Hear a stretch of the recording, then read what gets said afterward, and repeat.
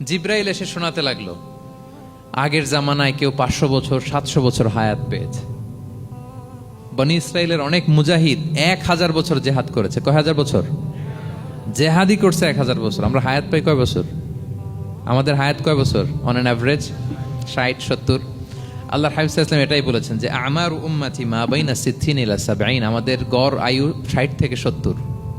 ওয়া আকাল্লুহুম মা ইয়াজুজু যালিক, আর সামান্য অল্প সংখ্যকই মানুষ এটাকে ক্রস করতে পারে।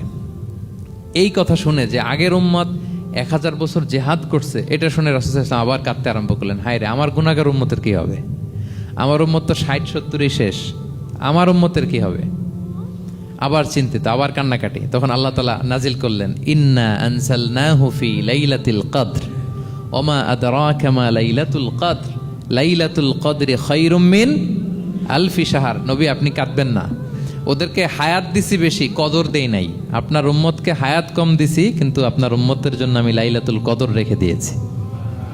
এক কদরের রাতে ইবাদত করলে খায়রুম মিন আলফি শাহর, 1000 মাস ইবাদত করলে যে পরিমাণ সওয়াব, অতটুকু না, খায়ের এর চেয়ে বেশি সওয়াব আল্লাহ তাআলা আপনার উম্মতের আমলনামায় দিয়ে দিবেন।